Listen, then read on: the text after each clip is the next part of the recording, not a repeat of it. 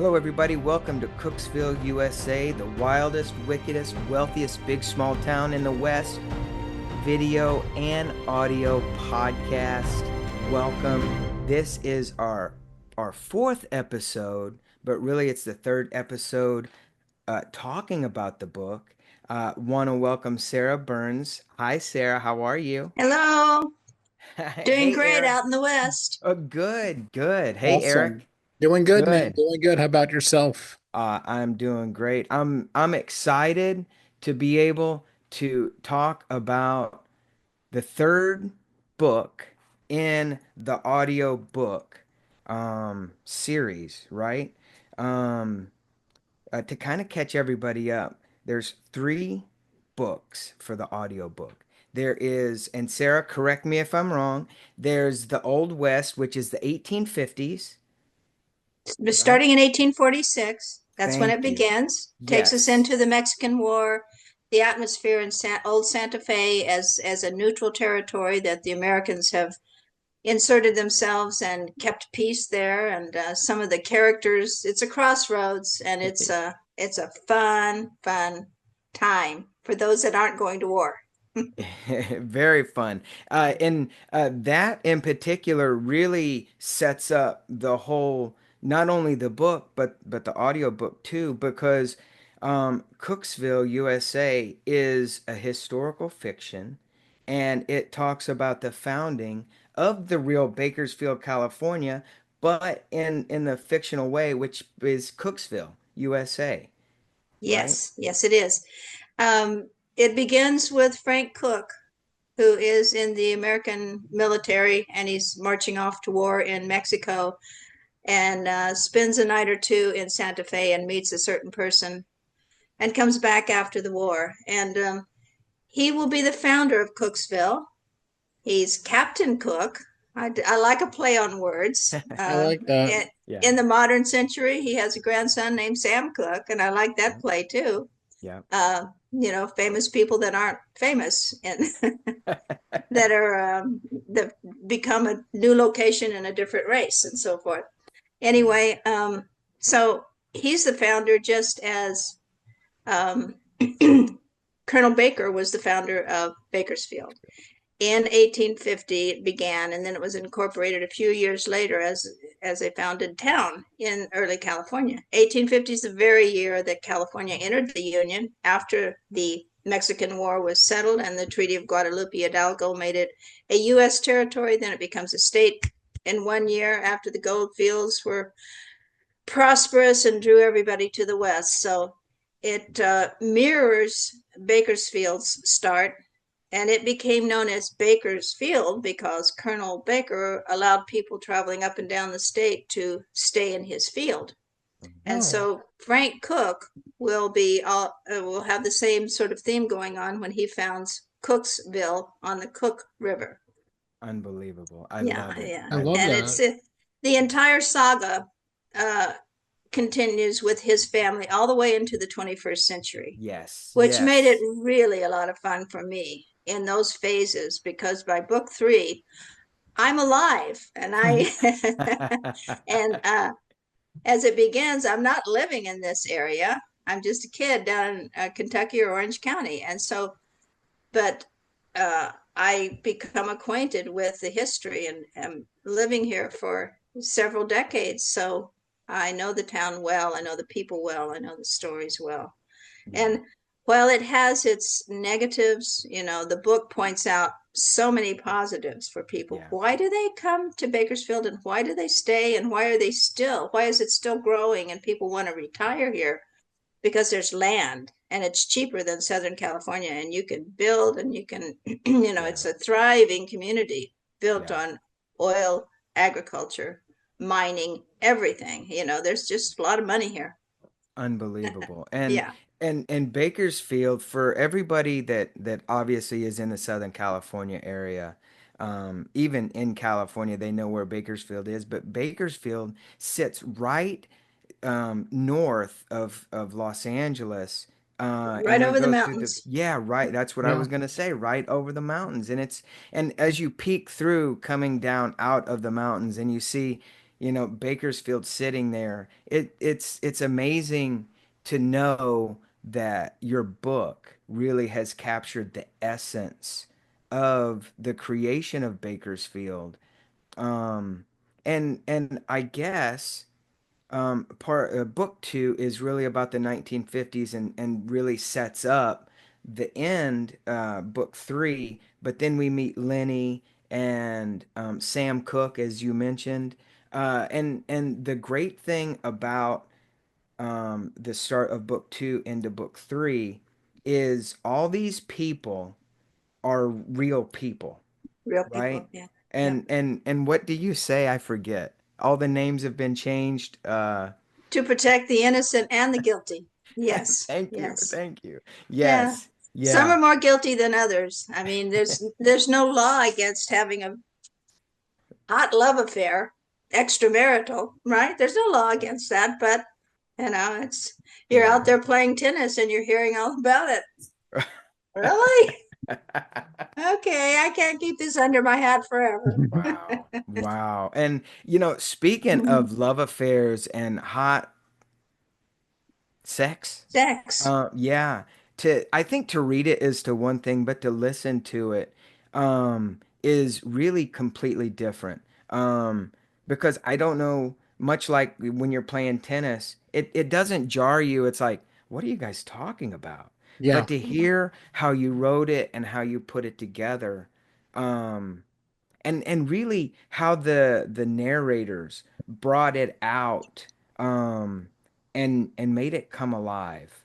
Well, for Um, instance, a yeah, certain doctor that we meet as a young doctor, uh, and then he grows with the community and he has his, he just is very open with our key investigator who becomes his close friend and he just shares. Now, these are the rules right here. Doesn't mean you have to be faithful, but it's a good thing to be married if you want to be successful in this community. And it's a good thing to follow color lines too. It's mm, just remember that, follow the color lines. hmm, And Lenny, the Lenny that I knew and that Steve and I had lunch with and that Steve worked with, the investigator, and Steve's an attorney and then a judge. I mean, we know him and we yeah, knew him and we went to his memorial service and it just follows our key character. But this doctor told him the rules and he began to tell everybody else the rules. Well, if I want to move out in this community, there's certain things I can't do, and there are other things that I can do under the table. I can pay people. Well, he had those binges going all the time under the yeah, table for the legal community, yeah, officers and so yeah, forth. But this doctor, I mean, it was one of the biggies that when I first became involved in various tennis clubs and playing around, I think I do. I think that's an excellent part of my book that the community is enjoying watching this beautiful young wife, tall, slender blonde, just playing open tennis with one of the tennis stars here in Bakersfield who happened to go to Bakersfield College. And we find out that, well, of course, in Cookesville, I changed the locations and the names, but it's largely the same story. The whole crowd is watching and knowing that ain't just tennis out there. Look at the way they pat one. Okay. Well, the whole community is observing it before the doctor imposes himself on the situation. So you know, you can't. They say you can't make this stuff up, but you don't have to. No. right. It really happens, and it was fun to observe. And then I'd go to the salon, and there she is, having her hair done, and you're wondering Wow. who's she with now. And then Uh-huh. Wow. she did get married again eventually, but I mean, and my daughter went to school with her daughter. Mm, wow. So You, I mean, that's how close I was to the true story. Wow.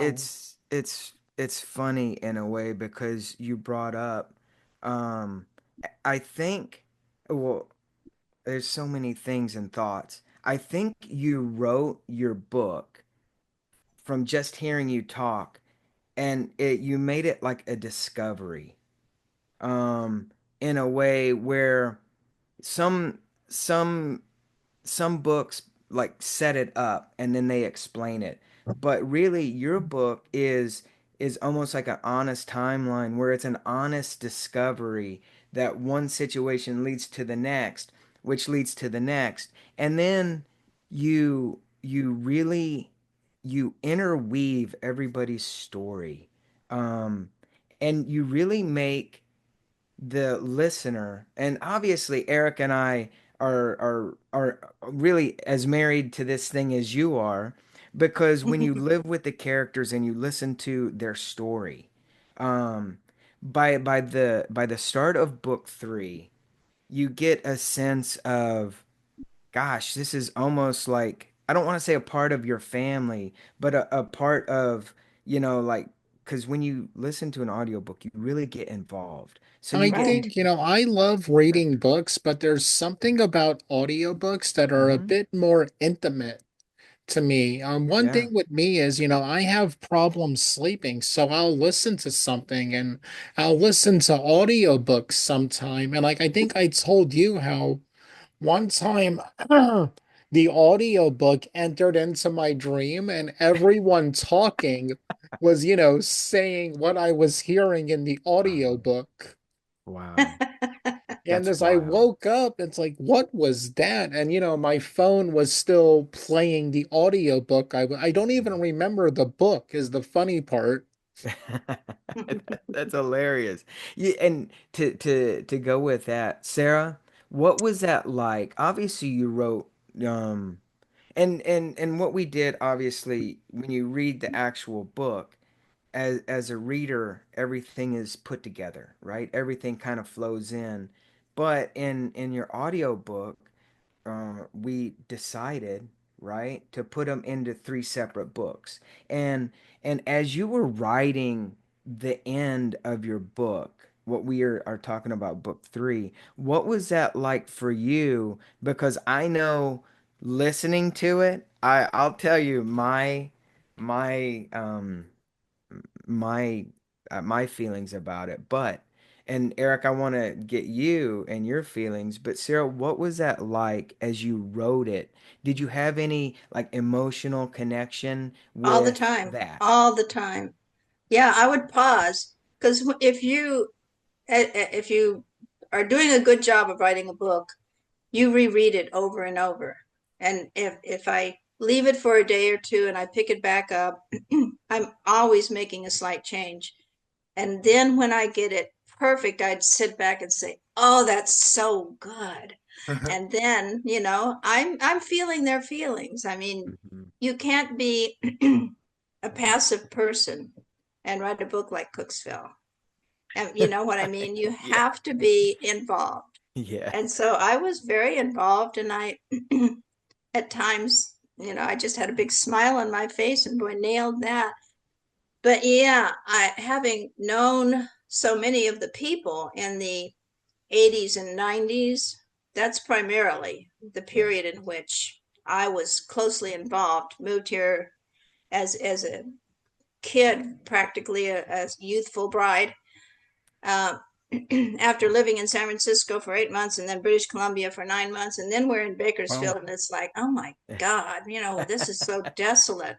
And after a decade or two, I had learned that there's so much that you love and you're involved in, and it's such a growing community. And I've been a part of that. I've Yeah. been very much a part of it. And Mm. so it was like watching my friends and I mature and get older and wiser, and some of them learning. It's just eventually in the 21st century, I'm putting them to bed, and yeah, I mean, Stella Garcia with that white rose. I was crying. Mm. Wow. I Yeah. was sitting there shedding tears because I was remembering the end of Lenny's life, and Mm. the fact that I'd attended his memorial service and heard these women talk about he had movie star good looks. He was, and one after another. And then we went out to lunch and we heard more intimate details. His Mm. niece and his nephews and, family members that none of us knew. I mean, he kept his life completely separate. Wow. And some people were saying, why are they showing up here? Do they want his money? Wow. And they're saying, no, we're jewelers. We have money. What are you Oh, talking about? Wow. And so the two were completely separate. Here's his investigatory community and the legal community. And people heard that he had some relatives, but they never met them.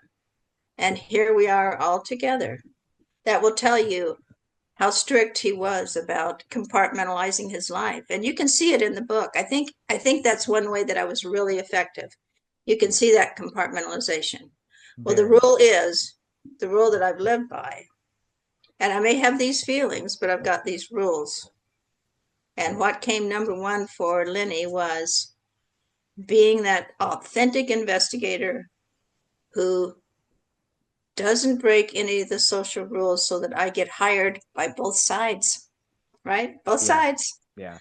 And that was his thinking. Maybe, I'm doing pretty good at this. I think I can profit from this. But the question is, which side of the law do I want to be on? Oh, yeah, I can do both because the people in the legal community are on both sides. Yeah. yeah. Yeah. Yeah. Very true. And so that's what you become very aware of in this community. And when I talk about vigilante law never really went away, well, if you watch Yellowstone, you know that. Yeah. Exactly. Yeah. Yeah. Yep. Yep. People are jiving on it, aren't they? They just absolutely love it. Very much. Very much. You know, But oh, I was just gonna say, um, like even in the 18, it's just there's an authenticity that you bring and have brought with Cookesville, USA. And whether it's the book one in the 1840s, book two, which talks about the 19 mid-century 1950s, to book three, which talks from the 2000s and beyond, there's an authenticity that isn't lost when you're listening. Um, and I think that's one of the things um, that struck me is as I was listening to the audiobook, and I think what everybody should do is put the podcast on pause, or while they're listening, go to Amazon or to Audible rather, and look up Cookesville, USA, and start listening to the book, and then come back and re-listen to the podcast, because when you listen to it once, you get a sense, and then obviously when we are talking about the book, so really intimate about it, and then you go back and you re-listen to it, you have this whole different perspective of, oh my God, that really happened. So so it's not lost on me that there is a distinct line that is really, I like to say, maybe blurred through thinking in your mind, wow, that really happened, as opposed right. to, wow, that Well, really happened, you as know? you recall, it was important to me too to include the historic backdrop as the country's changing, because westward migration occurred along parallel lines. And for anyone who is new to listening to your podcast, I am an historian. I'm still teaching. I Thank you. have been teaching for 30 years at numerous colleges and universities. And so the transformation of the West was really striking to me to learn as I studied history in the West and lived here and looked around and thought, oh, yeah, that's right. There is this, not only is it settled in the 1840s and 50s, but after World War II, there was such a migration to the West during and after the war, because from Washington State to San Diego, there were naval stations and air stations developing all along the coast in order to feed the war, to build the aircraft and to build the ships. And so it brought millions of people out west. And what it did to every town was absolutely amazing, from a colonial atmosphere to a very modern atmosphere. And so I, my family moving as a kid in the 60s, and then me growing up in that, continuing to grow up in Orange County and witnessing that transformation. Oh yeah, I was there while Del Webb was building. And Mm-hmm. then thinking maybe I should put him in my book, and he could have been in Las Vegas. Well, sure enough, exactly where I put him, he was there. It's that intuition Yeah. that amazed me at times, that maybe this could happen. Well, he did supervise and manage the building of that grand Flamingo Hotel. Wow, he was there. And my dad's out here working on those projects. I'm a kid, and he became a contractor out here like he was in Kentucky, and he's working on those projects. So when I studied history, I was able to put myself in that story of blossoming California. And I loved it. Yeah. We all loved it. My Right. best friends were from Missouri and Nebraska, and another Kentuckian down the street from us. So we are just growing up having the best time, at Huntington Beach and Newport. Yeah. And we were part of that transformation. So when I studied history, I was walking through it and living it and thinking, this is just the greatest. This is just the greatest. Why would I want to do anything but study history and write about it? So I think that's what makes it authentic, Yeah. because the backdrop I observed and then studied about that transformation and realized, wow, really lucky time to be in Orange County and Los Angeles. Yeah, Really. those were, and that is like that's what they talk about. That's when California, everybody wanted to go. Everybody wanted, it was a land of really prosperity because it's Hollywood, it had the beaches, had the mountains, and it's still like that. And it's fascinating to me how um in book three, you captured some of the most important like history going on The with Vietnam War. yeah, Yeah, yeah, everything. And it's not in your face history, but see that's the thing. It's not an in your face history lesson because I think it's important that, your book is really based on history and you captured that and you brought that um into everything, into, how it impacted yeah, individual lives. Yeah, that that's yeah. I think that's the biggest thing is you didn't Mhm. gloss over that, right? Right, And because I right. think a big part of history, in order to know who we are and where we are today, we have to look and how it affected everybody, the good, the bad, the ugly. And with your characters, Lenny and Sam and the doctor and Mhm. and Stella, it's there's so much going on, but in the end, at really the heart is the love story of it all.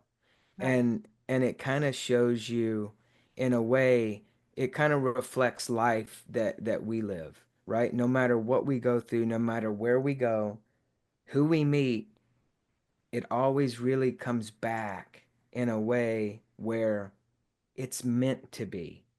Does that make sense? Yeah, exactly.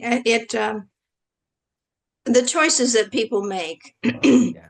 And Lenny had those strict lines. Yeah. Boy, I mean, it didn't keep him from feeling and acting on his passions. Oh yeah. But there's the Oh public yeah. persona and there's the private persona, Yeah. and the Yeah. division between family and business. I mean, he personified that. Most of the other characters in my book began to change and cross over, like Norris Stein. I almost all the time say the real name. It's hard, right? Yeah. Norris Stein's wife, Yeah. surprised him, shocked him. Yeah. And but when Sam Cooke and his family were learning about certain communities that were hidden in Bakersfield for their own safety, Hmm. Hmm. but the same happened in Bakersfield as in Cookesville. Sam Cooke, and I didn't comment on this. I didn't reveal it until that meeting, the memorial service after both the Cooks had died, Sam and Mitzi, and they had the memorial.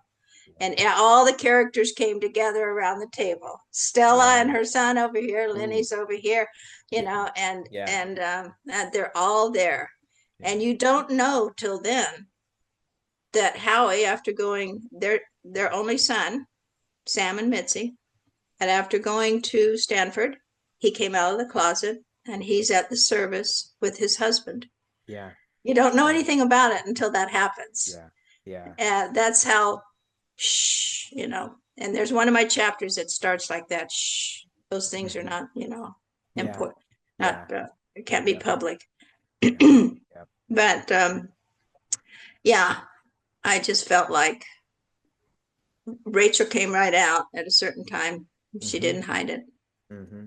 Yep. But Yep. Yep. It's Howie, Sam wouldn't have admitted that.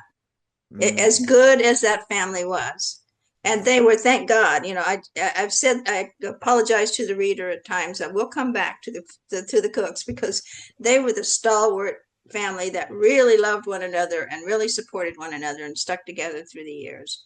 They grew and they learned, Yeah. and it's comforting to know that there are people like that, that their morals are constant, even though they're accepting change, right? They're accepting change in society according to race and gender. They're growing. Yeah. Yeah. Others did not. Right. But Right. Yeah. Yeah. Yeah. And it's much like life. It really is a slice of life. Your audiobook, much like your book, obviously, is a slice of life. And Eric, I know, like did it have, because I know you listen to a lot of, you're a reader, but you Yeah. listen to a lot of audiobooks. What was your thoughts about it? Um, did it I'll just leave it at that. What were your thoughts about the audiobook as a whole? Overall, I mean, I loved each segment of it. Each book reminded me of so many other things that I loved. Like the Western part was one of my favorites. And, when they got to the whole thing of the changing world from the Right. West, it Right. immediately will remind me of that scene in the movie The Wild Bunch. Did any of you see that? There was this great scene in The Wild Bunch where these, rough, rugged cowboys are looking at a car and they don't realize that this is the end of their world. Right. Everything's about to change and they're this mesmerized by it. Hmm. And then the time progression I just love so much. It Yeah. was, to me, it felt like a cozy reading and listening experience. Yeah. If that makes any sense, everything that happens in the book, it just felt cozy, is Yeah. because you really feel like you're part of the community. And Hmm. really, it's overall, I saw it as the story of America, which Oh, is really what all Westerns are about when you get right to it, forward expansion. And then just seeing the progress. I mean, we go from back then to not that long ago. right. I mean, Yeah. I don't want to admit that the not that long ago was like maybe 20 years ago, but I don't want to admit that. But Well, yeah, I and mean, it's real. Even if I didn't know you, Sarah, and I just stumbled upon this audiobook and I had nothing to do with it, I would have loved it. Maybe even more, because mm, I would just be listening to it as a spectator, wow. not as someone who had skin in the game. Right. right. Right. And Right. thank goodness for that skin in the game. There aren't very many audible books that are as immersive as this one. And Yeah. I've listened to one recently that had more sound effects than the normal, but Yeah. not like this. The mood setting was superb. So thank you guys so Wow. much for that. Yeah, Yeah. the sound Yeah. effects were, Well, they the really thing, do. But, like I always feel like reading a good book is an escape from your world, but this is an escape into the world that is our history.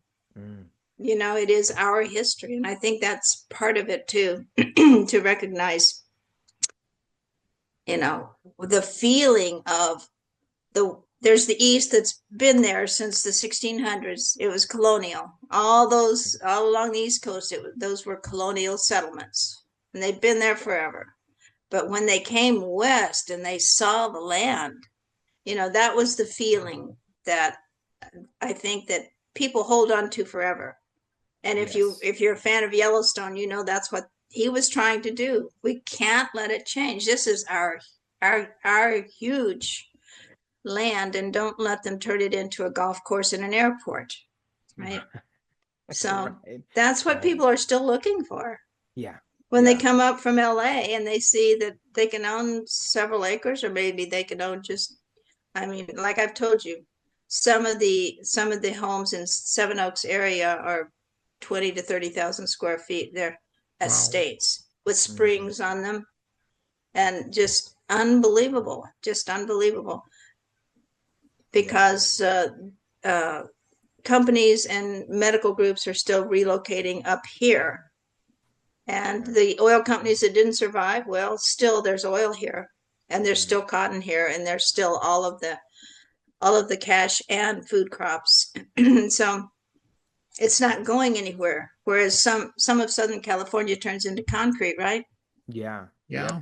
Absolutely. I can still remember coming out at Christmas time when I was 8, and the next time we came out when I was 12, and Wow. then moved here. But it was Mhm. all orange groves all around Anaheim, and there was Disneyland. Wow. And Wow. Disneyland, as Walt Disney originally created it, it was Mm. magic. It was really a magic community, Anaheim was. So Yeah. Yeah. anyway, I guess it's my love of all of those experiences. The first time I saw a Western town, and it's like Eric said, the first time those cowboys saw a car. Well, when I woke up in a Texas town, and it was the combination, and that's 60s. Yeah. Where are all the horses? I expected to see cowboys coming. I watched westerns, and I thought Yeah. cowboys were going to be coming up and down the street. Well, eventually there was one tied up, but it was the hitching posts were still there, and the parking places were there, and it Wow. was that confluence of history, the present Mm. and the past. So we pulled up, went into a coffee shop to eat, and by the time we came back out, there were some horses tied up to the post. Unbelievable. Yeah, it's Unbelievable. it's Wow. I don't know. That's why I love history, because the past is always alive with the present. Yeah. And that's Yeah. what I want people to remember. Yes. Yes. And Yeah. I think it's it's easily digestible history when you put it into a book, and now an audio book like you did. Where it could be very clinical, very Mm-hmm. educational, and it kind of gets lost on people. But when you Mm-hmm. put it into a story and you weave it in and out of people's lives, and it becomes that shirt that we wear, it's the fabric. It's a fabric of our being, and I think that really sums up um your book and your feeling. It is a slice of life. It becomes a fabric of America, but also when you listen to it, like Eric said, and it becomes a part of you, where whether you listen at work, whether you listen when you go to sleep, whether you listen when you drive, you absolutely become it starts to you want to think about it. I wonder what's next. I wonder what's next, and I have to get back to listen to it. Which is amazing, because I think nowadays when it comes to like any type of entertainment, it just hits you hard and it's on to the next thing.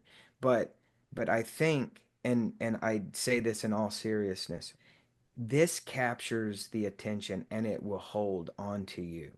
I think it will surely entertain you, but even more so give you a sense of history and who we were. Um, and I thank you for that, Sarah. That's Yeah. amazing. Thank you. Thank you. Thank Thank you. I You're welcome. appreciate that. You're welcome. I loved writing it more than anything I've done before. I think it shows. And I Hmm. think, we get your passion for storytelling, for history, um, and really your sensibility about who each of these characters are. So much so is, for me, book three is like, it really is an end to, and you do end it right with Lenny Mm-hmm. and stuff and the finality and Stella. Even talking about it now, I mean, you get a little emotional, you know, Mm-hmm. because you get tied up, Mm-hmm. and it's just, it's a beautiful, beautiful piece of art that you've put together, and we were lucky enough to help you, and thank you for Yeah, thank you. um trusting us. And obviously, you know, we throw out ideas and you go, yes, no, how about this one, how about that one? But I think that's what a good collaboration is it's not just from one or the other, it's from both sides, and then it comes together to make this piece of art that you have even more entertaining and easily digestible. So thank you for that, Sarah. Thank you. Oh, thank you. I appreciate those words, and it was a pleasure working with you on this. Thank you. And I hope we get to do it again Oh, Yes. once for I get sure. this next book going. Yes. You know, speaking of, I would be remiss, Eric and I would be remiss if we didn't mention your other books that you have. You are working on another book. And a book that just came out is Mothering Mother Earth: The Rise, Fall, Resurrection, and the Evolution of the Goddess, right? Right. Um, and obviously is this a more historical book? It's strictly historical. It is a walkthrough, but it I think especially the ancient period is something that few people realize the patterns of life Yeah. from the goddess cultures in the past. I remember even when I was studying history as an undergraduate and as a graduate student, one of my mentors said, well, they weren't that influential. And I thought, well, you're a man and you don't want to believe that. Right, And, right. and, you know, in that area where, Lesbos, that Hmm. island, and Mm. Sappho becomes famous for creating a community of women. And we don't know exactly what was going on if they were all lesbians, but that's where the word lesbian comes Wow. from, the I island of didn't know that. Lesbos. Yeah, and Wow. Sappho. And she was a poet and she wrote about their experiences, but in the Minoan Greek culture, not far away from Lesbos, the Cretans, the Minoans gave a lot of honor to women, and women were warriors, and I don't know if you've ever been to Knossos when you were over in Greece, Mm-mm, mm-mm. I Larry, don't but think so. Mm-mm. yeah, you can the old palace and grounds of Knossos there on Crete were resurrected in the late 1800s when Dr. Charles Evans of England discovered it. And at first he said, well, there must have been courts of chatty women because you see them in the pictures. And later discoveries, of course, and all the art, when it's put in place, you see, well, they weren't just chatty women. They were seafaring women, and they were warriors, Oh, and they were mothers, and they were leaders in society. And it became clear he couldn't deny what they continued to uncover about the women in that society. Wow. So we're not saying that every society of women was the same, but as Greek culture and the Greco-Roman world developed, women were subordinated and put in the back room. I don't know if you watched the series on Rome or any of the other no. series that have been um, dramatically presented in movies, but it is absolutely authentic that women were not Wow. supposed to appear in the room with the men. The men dined together, but the women ate in the Mm. back room. The women served them and then disappeared into the back room. Wow. So it was an Wow. important discovery to realize that so many of these Mediterranean cultures, women, there are monolithic goddess images and then small goddess images that the women would take into the tents even when they were told no, Wow. we're Christians now. Okay, good. Well, Mm. I'm going to take my icons into the tent and privately I will worship them. So Wow. it's there in the British Museum. It's in the museum there at on Crete. I'm trying to. Heraklion is the city where we stayed, and then went out to Knossos to tour that. And that was after I presented my paper at that second international conference on European history. So I've been steeped in women's real stories, and I'm Hmm. published in them, and that's what I compiled together in that book to understand when did women become subordinated, and when did they have to hide in the other rooms and not mingle with men. That was after the warrior cultures developed and men were being worshipped. The first marathons in Greece, Mm-hmm. they're building their bodies, and they're building their Oh, bodies in order to be strong for society and go to war, and women were diminished at that point. So Oh. my students immediately, when I created my women's history course, wanted to know what when did that happen. So that's what I was digging for. And the papers I presented at Oxford and at Athens, was steeped in that research. And they were both published. And so I put that book together from my findings. Wow. And it brings That's it into the modern era and women that are trying to survive in third world countries, mm, like the women of the Chiapas Highlands in Mexico and the Chipko movement in the Himalayas of northern India, when they would throw themselves around the tree. Don't cut these ancient trees down because there's an ecosystem down here, and they gathered herbs under those trees. And so the British, when they came through and began to destroy that environment, they were destroying the medicinal herbs mm. under those trees. So the women began to strap themselves to the trees. And when you talk about the tree huggers, they were the original ones saying, that's what first thing that popped in my mind. Wow. yeah, yeah, they were the original tree huggers, and they were just trying to, because they were the medicine women, and they passed it on to their daughters. So the Wow. Chipko Oh, movement, I wrote about four movements, and one was the Kenyan agricultural women, and they developed after the British withdrew from Kenya. And now, what do the men there want to do? They want to go back to the old traditional chiefdoms, Right. and which means, gosh, we're even going to be more subordinate now. So they Mm. began to develop agriculture, and men depend on eating the agriculture. So that's how they Right. survive. Right. So that's what these stories are about. I'm just amazed at how people who are just put in the background and told you don't have a brain or an ability. Believe me, men are superior.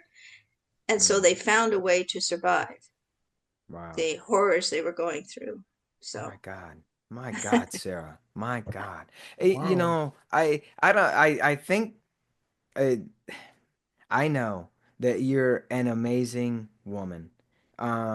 You are highly educated about every subject that you've written about, talk about. Obviously, women's history is the first and foremost. Uh, and it's very, very evident in everything you've written. From Cookesville, USA to Mothering Mother Earth. And then you have another one coming up, um, The Accidental Indenture, a rags to no, a riches to riches to rags story. rags. Yeah, Yes, thank you. yeah, I I reversal.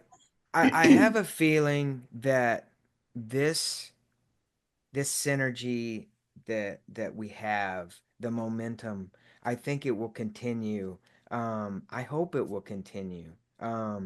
Because, you know, history needs to be preserved and history needs to be Mhm. taught from a very honest perspective. Exactly. Not from a lens of a biased or Bias. anything else, right? Right. But a very honest perspective. And I think whenever somebody is honest, they get the feeling that they're being told something that's true. Um, and I can tell you, Sarah, that just from Cooksville and Mothering Mother Earth, uh, there is a truth and a passion there, and I appreciate you so much. Um, Yeah. whew, ladies and gentlemen, thank you for listening to our podcast. If you came into our podcast at any one of these episodes, please go back and take a listen. Um, you will not regret picking up Sarah's book. Without a doubt. Cook, Cookesville, USA. And I'm like Eric. I just don't say that because we helped bring it to fruition and help get it produced and put it together. But genuinely, you will not regret getting Cookesville, USA. Um, it really is the wildest, wickedest, wealthiest big small town in the West, and so is the book and audiobook. Yeah. Um, uh, Sarah, we'll put all the links in the description for them to buy your book. Go to your website. Everything that you have will be linked in each of these episodes. I can't wait to see what and how we work together next, and really more so to see you grow as an author Mm. and grow. It just thank you. I'm Thank kind of you. lost, so thank you. Thank you. I do want to say, uh, for those who don't know, my writing pseudonym is S.C. Burns. Thank So you. if they look for it in Sarah Burns, it might not come up. So Yeah. S.C. Burns. And Yes. if you find it on Amazon as a print book, you can click on that book, and then it will also show you immediately the Audible book and the Kindle version.